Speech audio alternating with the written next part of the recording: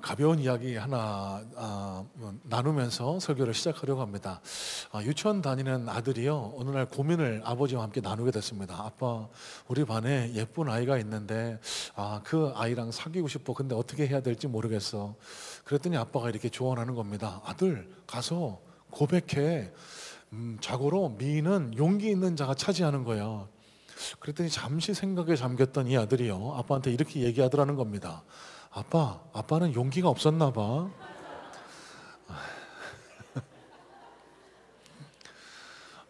여러분, 실제 저와 여러분이 살아가는 삶은요, 매 순간 용기를 요구하는 것 같습니다. 여러분, 가만히 한번 생각해 보시겠습니까? 여러분, 지난 한 주간 동안도 살아가시면서 얼마나 많은 용기를 내면서 살아오셨을지. 여러분, 각자 처한 장소에서, 환경에서 새벽부터 밤까지 사업장에서, 직장에서, 학교에서, 가정에서 아름다운 삶을 살아내기 위해서는 여러분, 크고 작은 용기가 필요합니다. 치열한 삶을 승리의 삶으로 이끌어가기 위해서는요, 아침에 일찍 일어나는 용기도 필요하고, 저 사람보다 더 열심히 하려는 용기도 필요하고, 또 아름다운 가정을 가꾸기 위해서도요, 듣기 싫어하는 사춘기 딸에게 무언가 조언을 건네려면요, 여러분, 제 이야기입니다. 용기가 필요해요. 저 아이가 마음 상해하지 않을까, 이것 때문에 분위기가 안 좋아지지 않을까. 여러분, 그럼에도 불구하고 용기를 내서 한마디 던지는 것, 우리에게 용기를 요구하고 있다는 증거겠죠. 자, 여러분, 이런 맥락에서요, 인생을 살아가는 데 있어서 꼭 필요한 덕목, 우리의 삶을 더 아름답고 더 복되게 만들기 위해서 꼭 요구되는 덕목 가운데 하나가 바로 이 용기일 줄로 믿습니다. 자, 여러분, 왜 제가 용기에 관한 이야기로 설교를 시작했는지 설교를 다 마칠 때쯤에는 더 이해가 되실 줄로 믿는데요. 여러분, 오늘 저와 여러분들이 읽은 이 본문은요, 그냥 읽어보시면 왠지 좀 뜬금없고 생뚱맞게 보이실 수 있을 것 같습니다. 헤롯 대왕에 관한 이야기, 그가 세례 요한의 목을 친 이야기가 마가복음 중간에 끼어들어 있는데요, 지난주까지 내용을 살펴보시면 예수님께서 제자들을 파송하십니다. 또 다음 주에 살펴보게 될 텐데, 제자들이 돌아와서 예수님께 보고를 하고 예수님께서 놀라운 역사를 일으켜주시는 장면으로 이어지고 있습니다. 자, 그러면 많은 성경학자들이 이렇게 분석을 하고 있습니다. 실제 이 마가복음 6장의 맥락은요, 저 앞에 13절로 바로 30절로 이어지면은 훨씬 더 자연스럽게 연결될 수 있다고요.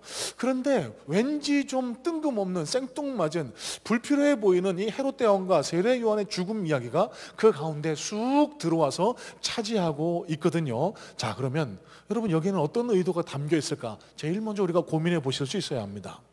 늘 드리는 말씀입니다, 여러분. 하나님의 말씀은 아무 의도 없이, 아무 목적 없이 기록된 말씀 단 한 구절도 없습니다. 이 말씀을 통해서도 하나님께서는요, 오늘을 살아가는 저와 여러분에게 반드시 깨닫고 반드시 마음에 새겨야 할 하나님 나라의 교훈을 전달하길 원하실 줄로 믿습니다. 자, 그러면 하나님께서 이 본문의 구절을 통해서 저와 여러분들에게 전하기를 원하시는 하나님 나라의 메시지는 과연 무엇일까요? 우리 본문을 조금 더 깊이 살펴보면서 하나님께서 우리에게 전하길 원하시는 하나님의 음성에 더 가까이 귀 기울여 보기를 소망합니다. 자, 먼저 14절 16절 다시 한번 눈으로 보겠습니다. 14절에서 16절입니다. 예수의 이름이 드러난지라 헤롯 왕이 듣고 이르되 이는 세례 요한이 죽은 자 가운데서 살아났도다. 그러므로 이런 능력이 그 속에서 일어나느니라 하고, 어떤 이는 그가 엘리야라 하고, 또 어떤 이는 그가 선지자니 곧 옛 선지자 중에 하나와 같다 하되, 헤롯은 듣고 이르되 내가 목벤 요한 그가 살아났다 하더라. 자, 여러분, 여기 언급되고 있는 요한은 세례 요한을 의미합니다. 여러분, 마가복음 강해를 시작할 초창기에 앞선 구절에서 세례 요한에 대한 이야기를 잠시 나눈 바가 있죠. 세례 요한은 예수님께서 활동하시기 직전에 먼저 와서 예수님의 사역을 준비했던 선지자였습니다. 회개하라고, 곧 메시아가 오신다고, 나의 뒤에 오실 이는 나보다 더 큰 분이라고, 그렇게 유대 전 지역을 넘어서 디아스포라 유대 사회까지 회개를 선포했던, 하나님 나라를 선포했던 선지자였습니다. 그가 어느 날 옥에 갇히게 되는데요, 그를 투옥한 사람은 다름 아닌 헤롯 왕이라고 오늘 본문은 우리에게 알려주고 있는데, 여러분, 헛갈리지 마실 것은 오늘 본문에 소개되고 있는 헤롯 왕은요, 저와 여러분들이 알고 있는 헤롯 왕과는 다를 수 있습니다. 예수님 탄생 당시에 그 땅의 모든 아이를, 남자아이를 죽이라고 명령했던 그 왕은 헤롯 대왕입니다. 그 헤롯 대왕의 아들이 오늘 본문에 등장하는 헤롯 왕인데요, 그의 full name은 헤롯 안티파스라는 인물이었습니다. 그는 로마로부터 일정 정도의 권력을 이양받아서 유대 사회를 4등분해서 다스리는 분봉왕의 직책을 가지고 있었는데요, 자 여러분, 이 헤롯 왕이요 희귀한 짓을 저질렀습니다.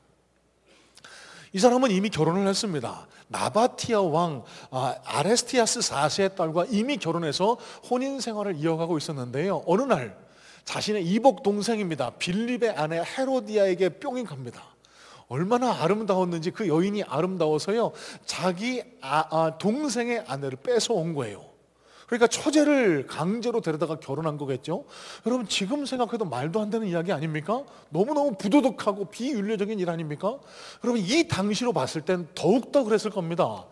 여러분, 이 유대 사회가 눈에 보이지 않는 율법의 통제를 받고 있었거든요. 엄격하게 신명기 말씀을 통해서 남의 아내를 취하는 것, 더군다나 형제의 아내를 취하는 것은 중한 범죄라고 여기고 있었던 시절이었기 때문에요, 이 헤롯 왕의 행위는요 실제로 납득하기 어려운, 받아들이기 어려운 비윤리적이고 비도덕적인 일이었어요.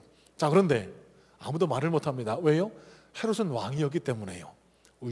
이렇게 속으로는 꿍꿍 앓고 있으면서도 아무 말을 못했어요. 그런데 딱 한 사람, 세례 요한이요, 헤롯 대왕이요, 당신이 이 한 행동은 비도덕한 행동입니다, 잘못된 행동입니다, 어찌하여 이런 일을 저지르십니까? 계속해서 말을 했던 겁니다.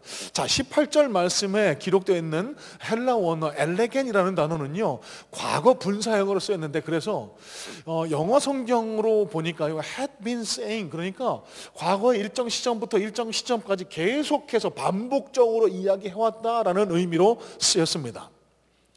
좋은 얘기도 두어 번 들으면 듣기 싫은 것이 인지상정인데요, 여러분, 헤롯 왕이 얼마나 마음이 찔렸을까요? 자기가 잘못됐다고 지적하는 이 세례 요한의 말을 계속해서 듣다 보니까요 듣기가 싫었던 거예요. 자, 그런데 어찌하지를 못하고, 왜? 잠시 후에 말씀드릴 텐데 세례 요한의 설교를 즐겁게 듣고 있었거든요. 비극적인 일은 그의 생일 잔치날 일어납니다. 잔치를 벌여놓고 많은 사람들과 함께 즐겁게 먹고 마시고 즐기고 있는데, 헤로디아의 딸, 그러니까 자기가 새롭게 맞이한 헤로디아의 딸이 와서 흥을 돋구기 위해서 춤을 췄습니다. 무슨 춤인지는 잘 모르겠습니다만 헤롯 왕이 마음이 너무 즐거워졌어요. 그래서 이 딸에게 이런 약속을 합니다. 뭘 줄까? 나라의 절반이라도 줄게. 그랬더니 이 딸이 고민하면서 엄마에게 와요. 헤로디아에게 갑니다. 엄마, 아빠가 뭐든지 준대. 뭘 구하면 좋을까? 그래? 세례 요한의 목을 잘라달라 그래라. 헤로디아가요 실제 헤롯 왕보다 더 세례 요한에게 앙심을 품고 있었거든요. 자기 자신을 부정한 여자라고 계속해서 지적을 하니까 그 얘기가 너무너무 듣기 싫었던 거예요. 헤로디아의 딸이 가서 헤롯 왕에게 이야기합니다. 잠시 망설였던 헤롯 왕이요 주변 사람들을 의식한 나머지 세례 요한의 목을 잘라다가 그의 딸과 아내에게 갖다 주었다라는 내용이 오늘 본문의 전체적인 줄거리의 내용입니다. 자, 여러분, 오늘 내용 가운데서 가장 끔찍하고 가장 비참하고 가장 눈여겨봐야 할 구절이 저는 20절이라고 생각을 합니다. 자, 그럼 20절 말씀 다시 한번 눈으로 보실래요? 이렇게 말씀을 기록하는데요, 헤롯이 요한을 의롭고 거룩한 사람으로 알고 두려워하여 보호하며 또 그의 말을 들을 때에 크게 번민을 하면서도 달갑게 들음이러라. 자, 여러분, 헤롯이요 듣기 싫은 얘기를 반복해서 들으면서도 세례 요한을 어떻게 하지 못합니다.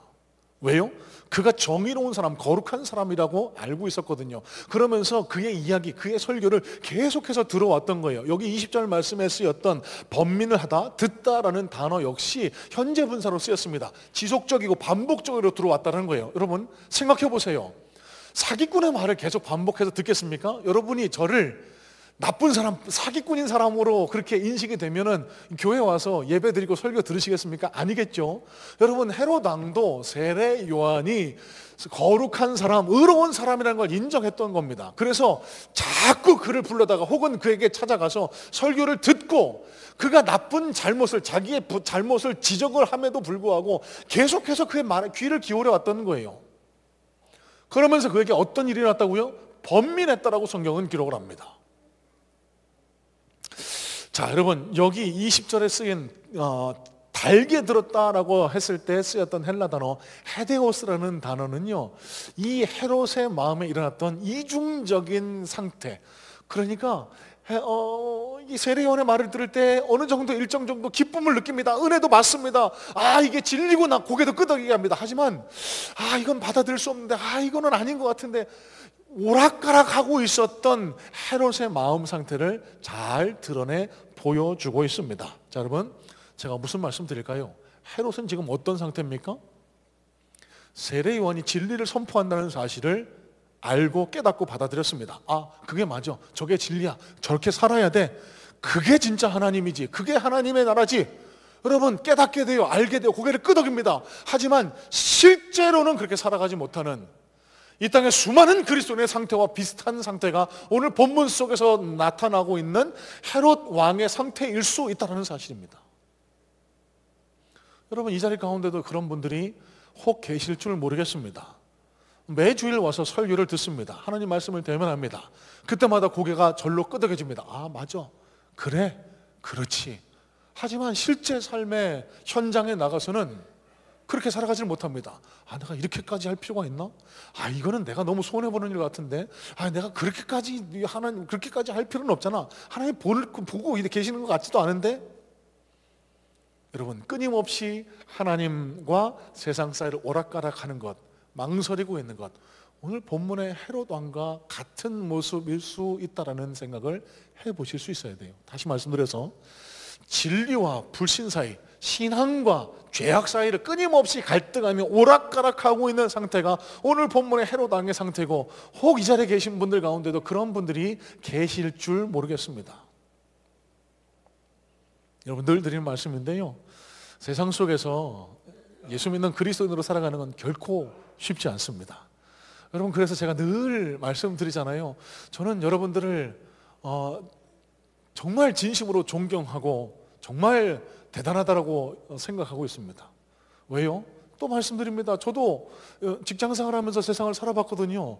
일반적인 세상의 직업을 가지고 세상 속에서 그리스도인으로 사는 것 절대 쉽지 않습니다. 그런 면에서 여러분들 참 대단하신 거예요. 여러분, 지난 한 주간 동안에도 얼마나 지난하게 치열하게 세상 속을 살아오셨을까요? 또 그리스도인으로 살아오시기 위해서 얼마나 많은 노력을 기울이셨을까요? 잘하셨습니다. 여러분, 오늘 이 예배를 통해서 하나님께서, 성령님이 여러분의 마음을 어루만지시고 위로하시고 치유하고 회복하시기를 간절한 마음으로 소망하고 축복합니다. 자, 여러분, 그런데요, 엄밀히 말씀드려서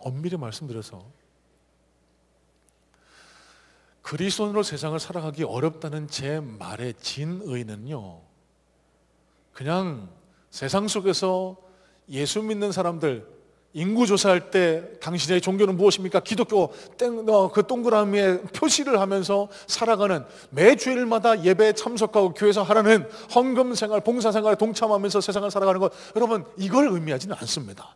제가 말씀드리는 것은요,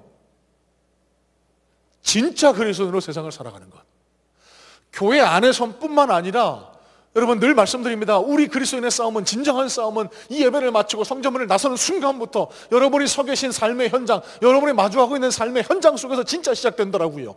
그 일주일간의 삶의 현장에서 진짜 그리스도인을 살아가는 게 너무너무 어렵다는 겁니다. 왜요? 사단은 우리를 끊임없이 뒤흔들거든요. 하나님으로부터 멀어지게 만들거든요. 하나님이 안 계시다라고 끊임없이 우리를 유혹하고 넘어뜨리거든요. 그러면서 우리를 유혹합니다. 야, 너 이렇게까지 할 필요 있냐? 주일날 교회 갔다 왔으면 됐지. 무슨 여기까지 와서 밥 먹으면서 기도를 하고, 네가 그리스도인인 거, 교회 다니는 거 알면 사람들이 너를 우습게 볼 거 아니야. 네가 조금 더 양보해야 될 거 아니야. 네가 좀 더 착하게 굴어야 될 거 아니야. 너 그거 감내할 수 있어. 사단이 우리를 끊임없이 유혹하고 우리를 무너뜨리려고 합니다. 그때 우리는 망설이게 돼요. 그러다 보면은 때때로 넘어지고, 때때로 세상 가운데 그리스도인다운 삶을 살아가지 못하게 되는 것이 저와 여러분의 살아가는 모습의 현실 아닐까요?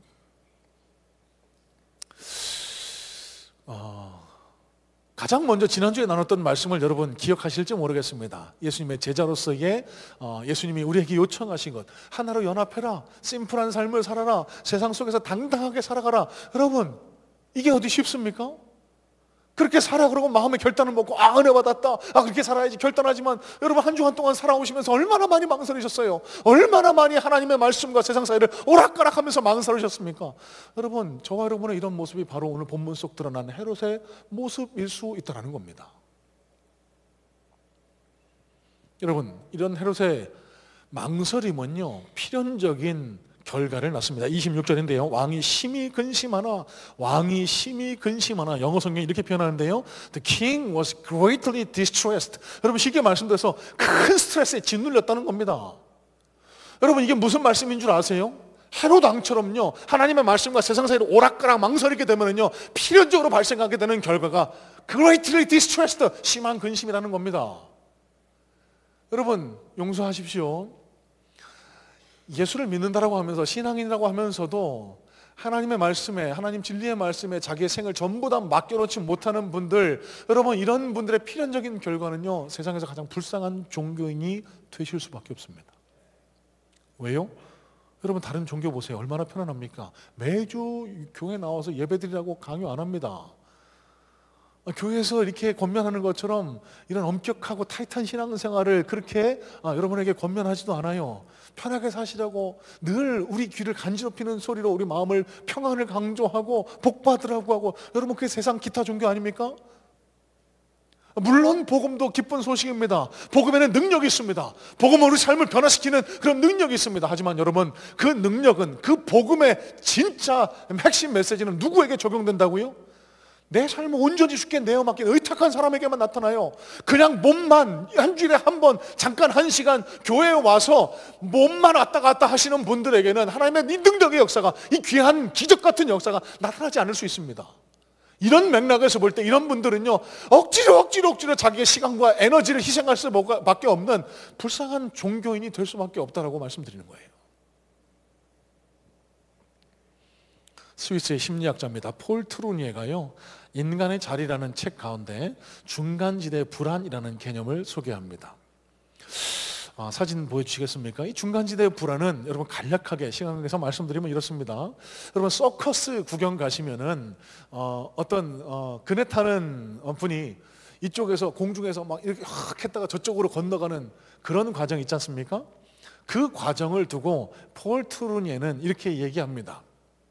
그 숙달된 서커스 단원도요, 내가 잡고 있는 한 손의 봉을 놓고 다른 봉으로 건너타기 전까지 그 중간에는 필연적으로 두려움을 느낀다고요. 이 땅에 많은 그리스도인들이 느끼는 불안과 두려움, 근심의 근원도 바로 여기서 기인한다라고 폴 트루니에는 진단합니다. 무슨 얘기일까요? 예수를 믿는다라고 하지만 내가 예전에 쥐었던 세상 것들을 쥐고 못 놓는 겁니다. 예수님께로 건너가지 못하는 겁니다. 이 중간지대에 걸쳐 있기 때문에 필연적으로 많은 그리스도인들이 예수를 믿는다라고 하면서도 하나님이 허락하신 평안함, 하나님이 허락하시는 평강을 누리지 못하고 날마다 두려움과 근심과 걱정과 불안에 쌓여 살아갈 수밖에 없다는 거예요. 여러분, 오늘 본문의 헤롯의 상태가 바로 그 상태였습니다. 여러분, 이런 맥락에서 오늘 저는 간절한 마음으로 소망하고 축복하는 것은 오늘 이 예배가 매주 드리는 종교적이고 형식적이고 율법적인 예배가 아니라, 여러분, 이 자리 가운데도 여러분 어쩔 수 없이, 여러분, 제가 여러분들 책망하는 것 아닙니다. 저도 그러거든요. 목사도 늘 불안과 두려움과 근심에 쌓일 수밖에 없거든요. 여러분, 오늘 이 예배가 저와 여러분에게 이런 의미를 가졌으면 좋겠습니다. 이 중간지대에서 벗어나는 그런 능력의 예배가 되게 해달라고.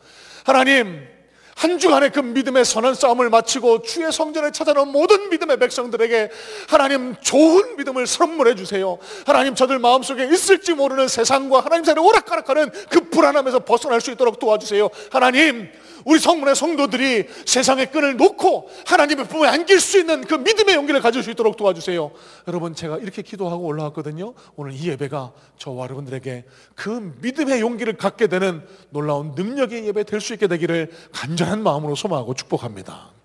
자, 두 번째인데요, 27절 28절 말씀 한번 보시겠습니까? 27, 28절입니다.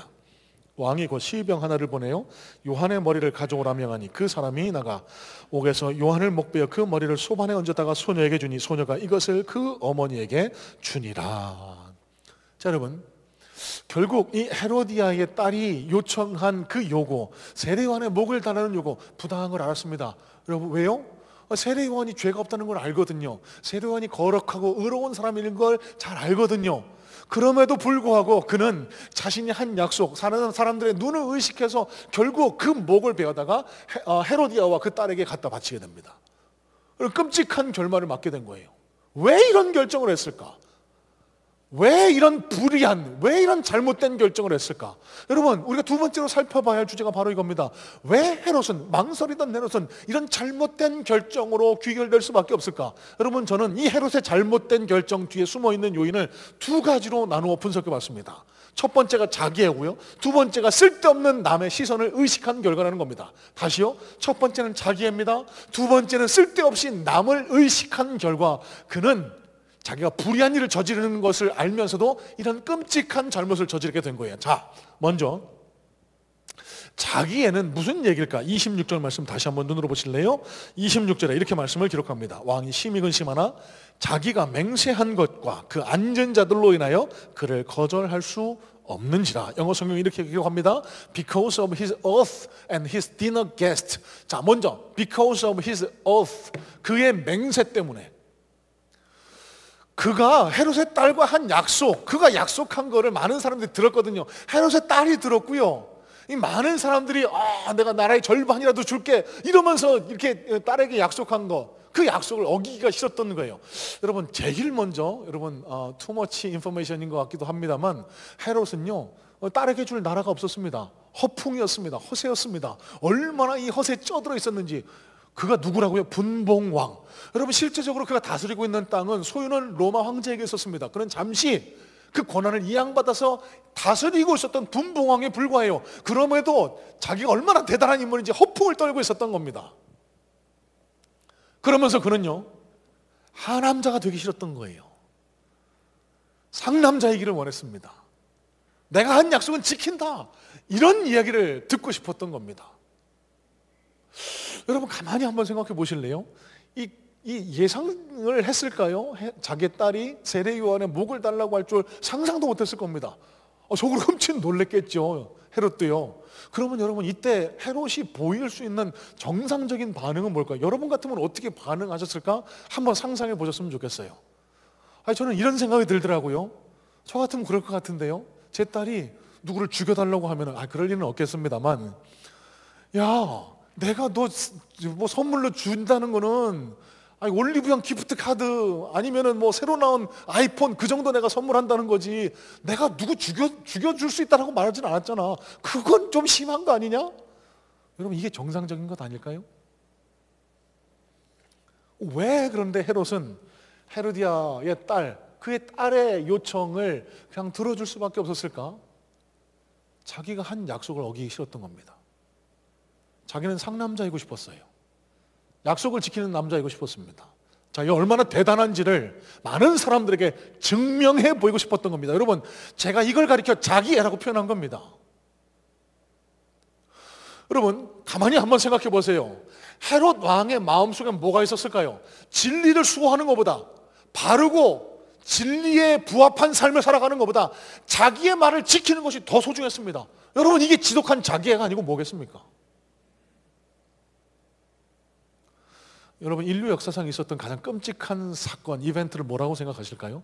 물론 저는 예수 그리스도를 못 박은 사건이라고 생각합니다만, 그 이전에 있었던 사건 하나가 또 떠오르게 됩니다. 아담과 하와의 선악과 사건. 여러분, 그 아담, 하와 아니었으면 우리도 지금 에덴 동산에 있을 수 있었는데, 그렇죠?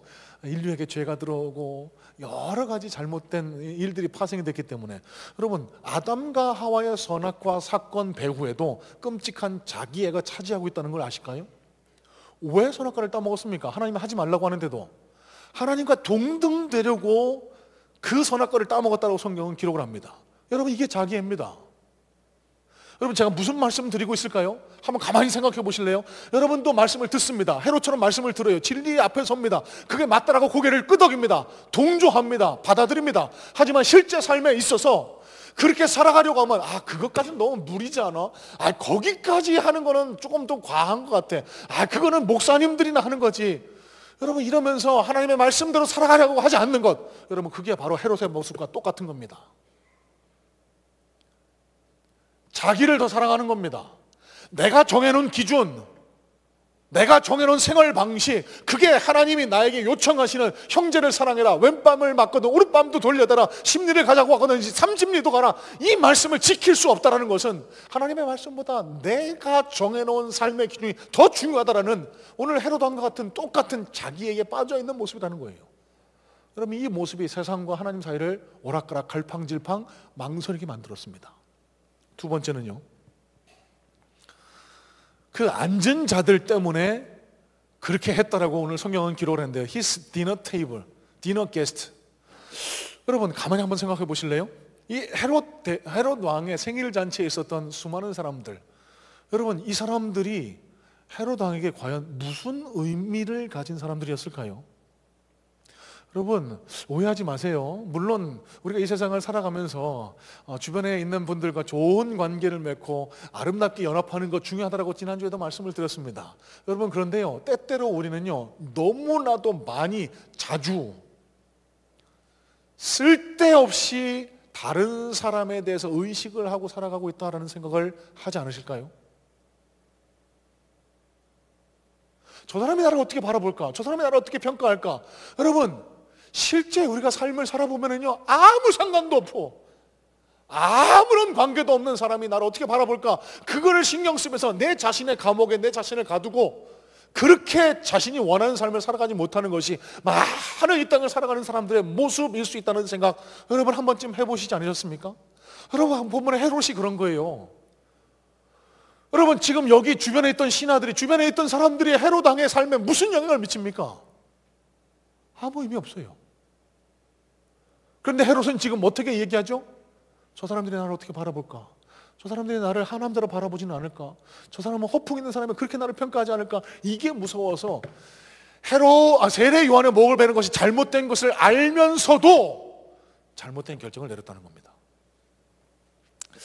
PNCT라는 아주 건강한 주석책이 있습니다. 이 주석책에 보면은요, 오늘 본문을 해설해 놓을 때 이런 이야기를 합니다.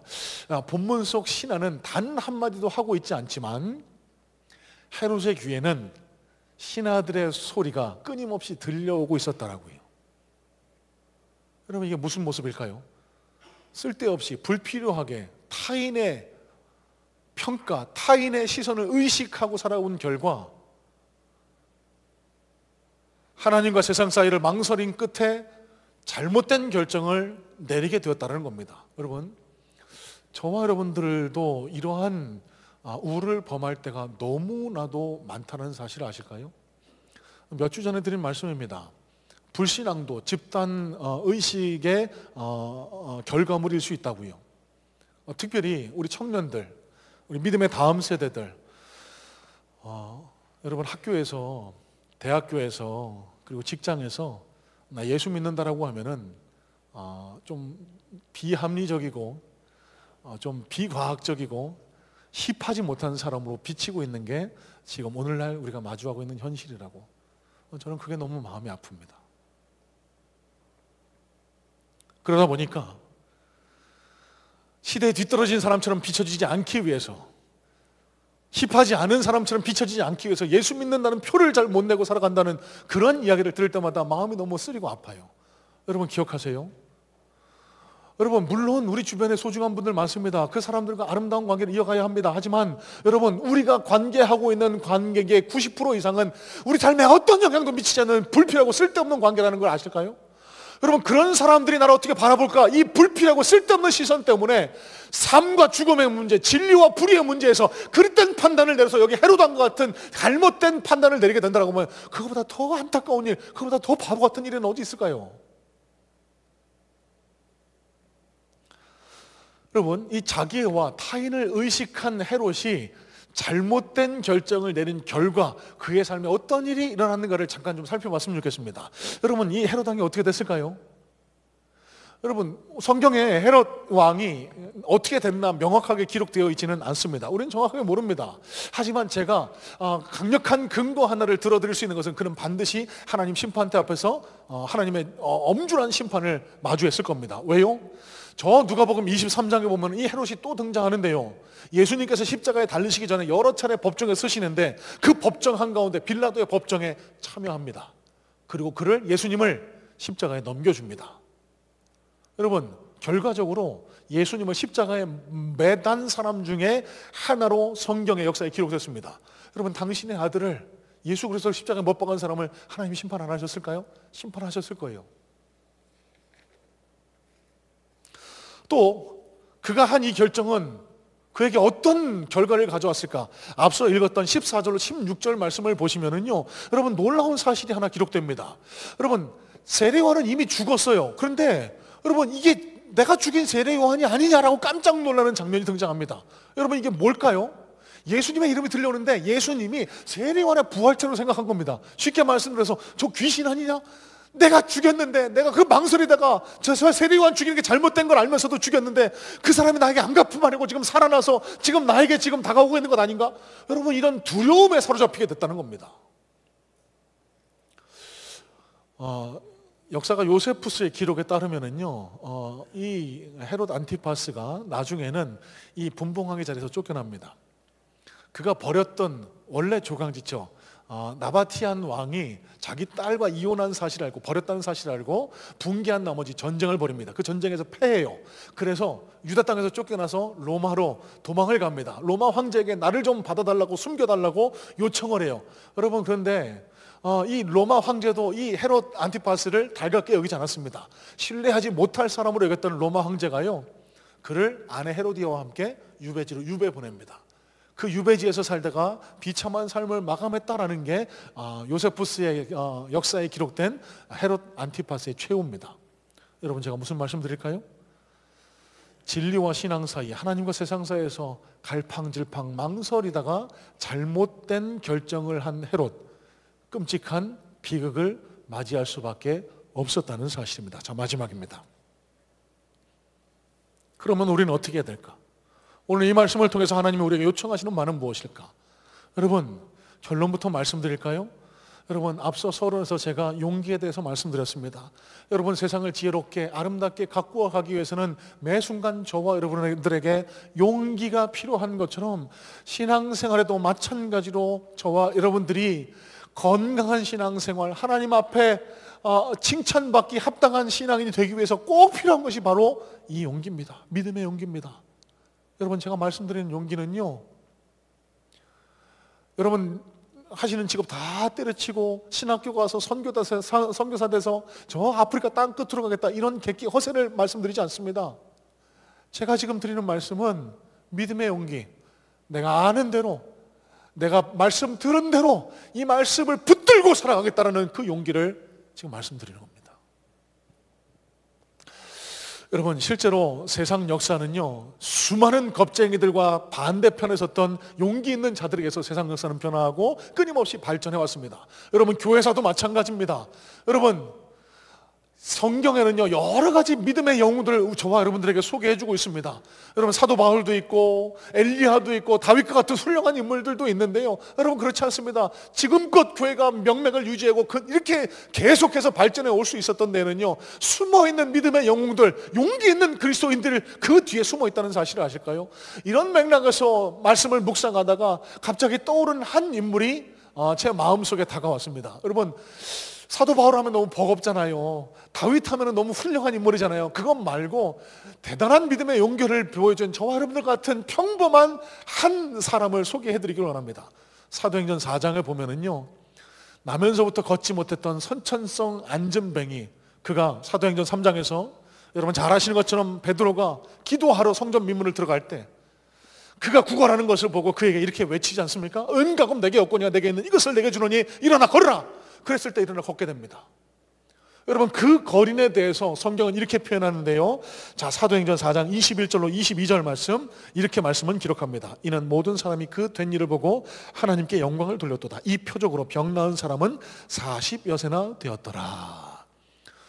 여러분, 이 사람이 40쯤 먹은 사람이었대요. 여러분, 조금 뭐랄까 투머치 디테일이라고 생각하지 않으실까요? 이 사람이 몇 살 먹었는지 왜 우리에게 알려주고 계실까?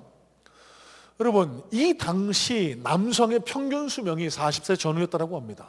지금이야 40 하면 청춘이지만 이 당시에 남성들의 평균 수명이 40세 전후였대요. 자, 그러면은 이 정보는 우리에게 어떤 사실을 깨닫게 해줄까요? 여러분, 40평생 나면서부터 걷지 못했습니다. 비참한 삶을 살았습니다. 구걸하는 삶을 살았습니다. 여러분, 그런데 베드로를 만났어요. 아니, 베드로를 통해서 예수 그리스도를 만났어요. 그분을 통해서 내 삶이 변화받게 됐습니다. 일어나 걷게 됐습니다. 여러분, 그러면 이 나면서부터 걷지 못했던 이 선천성 안진병이 낫게 됐습니다. 그 수명이 거의 다 했습니다. 언제 죽을지 모릅니다. 그러면 이 사람이 가장 먼저 해야 될 일은 뭘까요? 여러분, 제 머릿속엔 그렇게 떠오르거든요. 얼마나 가고 싶은 데 많을까요? 얼마나 하고 싶은 건 많을까요? 그동안 못 가봤던 휴가도 가고 해외여행도 가고 놀러도 가고. 여러분, 그런데 이 사람이 간 곳이 어딘 줄 아세요? 사도행전 3장 말미에서 이 로마 군인들이 사도 베드로와 요한을 잡아갑니다. 그리고 그들을 사내들인 법정에 끌고 가서 신문합니다. 여러분, 이 법정에서 너희들은 사형, 그러면 그 목이 달아나는 지경입니다. 여러분, 그곳에 가서 이 40여 세나 되는 안진병의 환자가요, 이제 일어나 걷게 된 환자가요, 증언해줬대요. 변호해줬대요. 누구를요? 베드로를요, 요한을요. 여러분, 생각해 보실래요? 이 당시 사내들인 법정은요, 사람의 생사 여탈권을 지니고 있었던 서슬퍼런 법정이었습니다. 자기도 불이익을 볼 수 있었습니다. 그러면요, 여러분, 이제 생이 얼마 남지 않은 이 40여 세 되는 안진병의 환자가 가장 가지 말아야 할 곳이 어딜까요? 이 사내들인 법정입니다. 왜 거길 가요? 왜? 여러분, 거기까지 가기가 쉬웠을까요? 아니었을 겁니다. 생명을 내걸고 갔을 겁니다. 죽으면 죽으리라는 각오로 갔을 겁니다. 가만히 있을 수가 없었던 거예요. 내가 누구 때문에 일어서게 됐는데, 내가 누구 때문에 이런 변화된 삶을 살게 됐는데, 내가 저 사도 베드로를 통해서 그분이 전한 예수 그리스도 때문에 내가 이렇게 다른 삶을 살게 됐는데, 내가 이대로 가만히 있으면 나는 겁쟁이야, 나는 비겁한, 내 삶은 아무 의미가 없어. 이런 믿음의 용기를 가지고 사내들은 법정에 가서 베드로를, 요한을 변호했던 겁니다.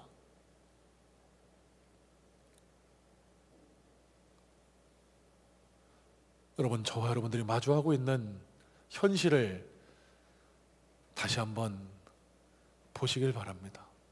앞서도 잠깐 말씀드렸는데요, 우리 중고등학교 학생들이요, 학교에서 예수 믿는다라고 당당하게 얘기를 하지 못한답니다. 우리 청년들이요, 대학교에서, 직장에서 나 예수 믿는다고, 크리스천이라고 얘기하는 것을 부끄러워한답니다. 왜 그럴까요? 왜 그럴까요? 여러분, 여러 가지 진단을 할 수 있겠지만 저는 1차적인 책임이 여기 서 있는 목사, 그리고 여기 앉아 예배하고 있는 신앙의 기성세대들에게 있지 않을까라고 생각을 합니다. 우리가 너무 부끄럽게 신앙생활한 결과가 지금의 현실이 아닐까.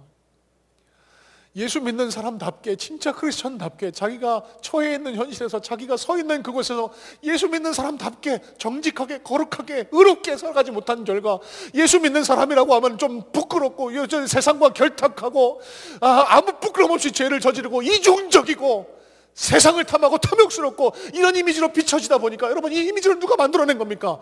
다 신앙생활을 이 땅에 그리스도인들이 만들어낸 건 아닙니까? 여기 헤롯처럼 하나님과 세상 사이를 오락가락하면서 망설이는 그런 명목본 신앙인들이 만들어낸 결과 아닙니까? 믿음의 용기를 갖지 못한 많은 이 땅에 비겁한 그리스도인들이 만들어낸 결과 아닐까요? 여러분, 언젠가 이제 주일학교가 사라질지도 모른다는 위기감 섞인 그런 진단이 속속속속 나오고 있습니다. 청년들이 교회를 떠난대요. 젊은 사람들이 교회를 멀리 한답니다. 아이들이 교회 오기를 꺼려한대요. 여러분, 어떻게 해야 될까요? 여러분, 믿음을 물려주는 것, 믿음의 유산을 전하는 것 너무너무 소중한 일이라고 우리가 날마다 외치면서도, 여러분, 어떻게 해야 됩니까? 아이들 빵 사주고 아이들 간식, 물론 그것도 중요합니다. 여러분, 더 중요한 게 저와 여러분들이 믿음의 용기를 내서 진짜 그리스도인처럼 살아가는 것 아니겠습니까? 저는 그래서 오늘 여러분들께 간곡한 마음에 호소드리고자 합니다. 여러분, 이제 이 예배가 끝나면 또 일주일간을 살아가시게 될 텐데, 여러분, 어느 자리에 가시든지 간에 예수 믿는 사람처럼 한번 살아보겠노라고. 하나님, 내가 약하고 내가 부족하고 나는 용기들 없는데, 예수님, 나 때문에 하나님의 영광이 가려지는 거, 나 때문에 예수님의 이름이 먹칠되는 거, 나 그거는 너무너무 마음이 아픕니다. 나 때문에 예수님을 못 믿는 사람이 생겨나는 거, 그런 일은 일어나지 않았으면 좋겠습니다. 하나님, 나에게 용기를 좀 주세요. 예수님, 내 손을 좀 붙들어 주세요. 여러분, 이런 마음을 가지고 믿음의 용기를 다한 한 주간을 살아가겠노라는 그런 믿음의 결단의 기도를 한번 함께 드리지 않으시겠습니까?